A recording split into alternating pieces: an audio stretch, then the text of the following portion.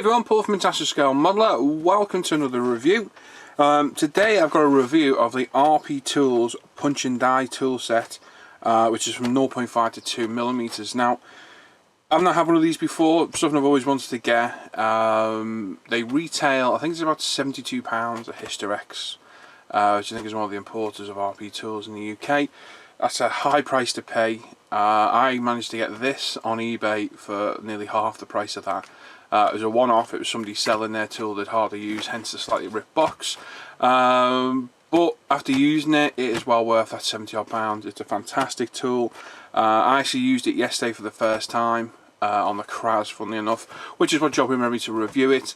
And I thought, right, okay, we'll do a review and show you guys what you get for your money, basically. So, comes in a normal cardboard box, nothing fancy at all. Inside you get a large bag of the punches, a small weighted hammer, the die, the punch die set itself, and a small set of instructions.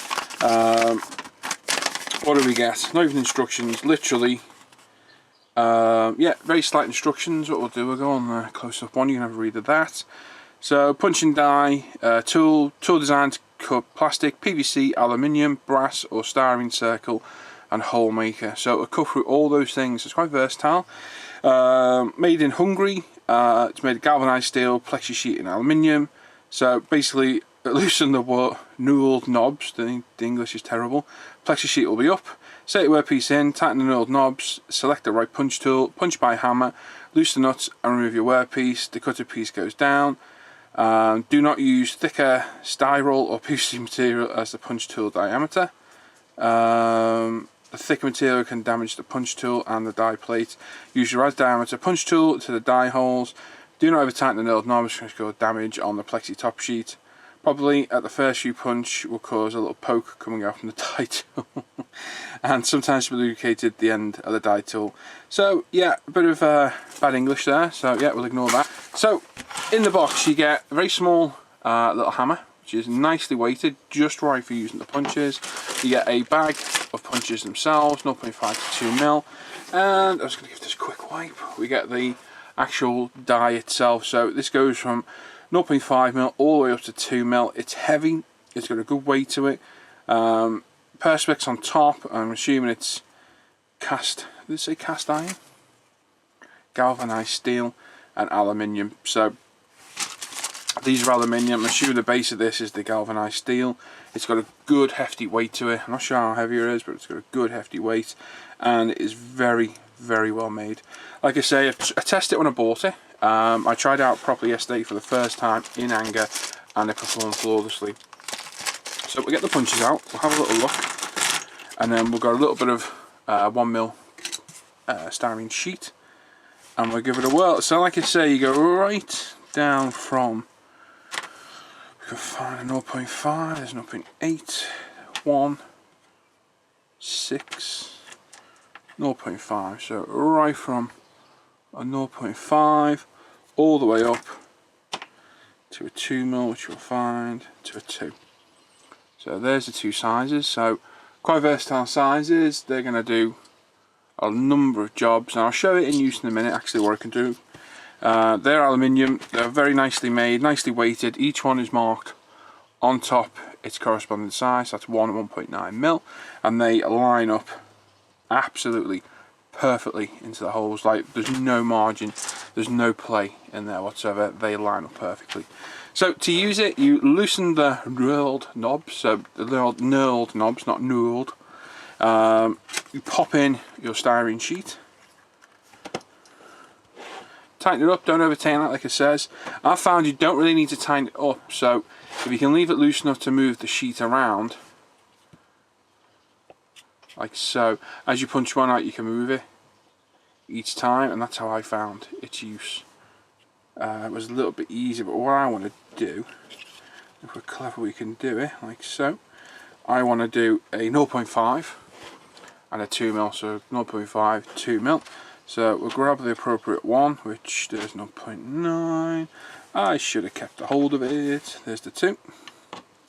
So there's the 2mm. So you pop it in, pop your required punch in, hold it, There you go, there's one in. So there's a 2mm, and we can find a 0.5mm. Really should have kept hold of it. Here it is. And again, absolutely perfect fit. There's no play in that whatsoever. It's a very, very precisely made tool. And again, because it's a smaller one, it'll go through a tad easier. Now, there's the 2mm.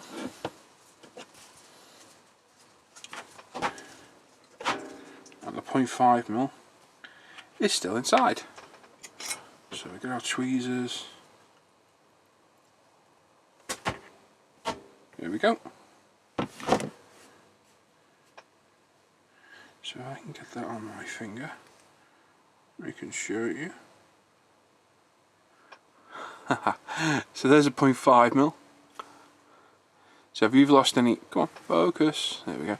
If you've lost any detail anywhere, raised rivets or anything, you can add that back in. So there's 0.5, and there's the 2mm. As you can see, if we flip it around, perfect, absolutely perfect. So with this, you can add raised detail, which I will show you right now. It involves me grabbing the Kraz box, which is under here. And I'll just grab the engine quickly. I should have had this out, but I didn't. So it was tough. Pop that there, just move that box out of the way. So what I did, when I built this engine, the top part of the cylinder heads here had raised detail. Now, to do the seam line that was there, if you've watched the video, remember me filling it in, I sanded them off, knowing I'd use this to replace them. So what I've done there is 2 different sizes of punch there. I can't remember exactly what it did, but there's like a 1.5mm and a 0.8mm. So I added one at the bottom and then glued one on the top, and that's give us that dome effect there. So, you know, if you were to look at that, if you weren't to look too closely, you just think it was part of the moulded on part. It's glued on with normal Tammy Extra Thin or another, you know, plastic cement. And once it's fully dry, it's as tough as plastic, so you can sand it, shape it, etc. But that's a perfect use for it, and that was the first time I used it yesterday. I actually show it being used on the Kraz video, which will be up in about a week. So you can see this actually being made and glued in position, like so. But that's the use of it, so that's the raised part. So you can do any raised part from 2mm to 0.5mm and all the way down, 1.9876, all the way down to that. And then the other side of it is, if you want to punch out holes, then there you go. You've got a perfectly formed 2mm and a perfectly formed 0.5mm. Absolutely tiny, tiny little hole, and absolutely perfect. So there you can see its uses. It's very easy to use. It's literally a case of popping it in. Like I say, if you leave it loose enough, if we choose, we'll go for the 1.3 because it's there. If you leave it loose enough that you can still slide the styrene sheet around, I'm pretty sure it will still get the same result. Now, one thing I did notice yesterday was don't punch out too many at a time, because what they do, they collect underneath and they start getting squidged up against. So literally 2 or 3 at a time, stop, not hammer time, and away you go. Sorry about the noise of the car. It's a stonkingly hot summer's day and my workshop door is open. So all the ambient noise comes in, including the birds singing, which you can probably hear. As you can see, I mean, if you're after a lot of these, it's going to be quite a boring job. But the only other way to do this is to cut styrene rod, and I've tried it to get them as flat and as perfect as you got here. Is now impossible. Now you can see that they've started to bunch up in there. There's no damage by the look of it. So that was 4. Like so. So there you go. That's it basically. So we've got 2mm, 1.3, and our little 0.5 ones vanished. It's that small, I'm not surprised. But it's that simple to make perfectly round cutouts for raised surface detail, or to make holes like so. Is that simple. It's an expensive tool and it is a luxury, I will admit that, but if it's something you're going to use a lot, if you're an armour modeler or, you know, scratch builder, I think it's well worth the money. Keep it out on eBay, you never know, you might find one cheap like I did. I really fell on my feet. I think I paid £42 posted for mine, and I even got the wire grab handle maker as well, for 15 quid extra on top, so I was very happy. But do I recommend it? If you're going to use it, definitely. It's not a must-have, it's definitely a luxury. But like I say, the only way to replicate that is to buy the long styrene rod and slice it off, and you don't get them that perfect. You never will. I know, I've tried to do it. You can get them looking not far off, but you'll never get them as good. So it's not a necessity, it's a definite luxury, but if you can afford it and you think you'll use it, I would highly recommend getting it, without a shadow of a doubt. So there you go, the RP Toolz punch and die set. Highly recommended by me, and I can see this getting a lot of use over the coming months. And there you go, it's excellent. So thanks for watching, I'll catch you around and I'll see you on the forums.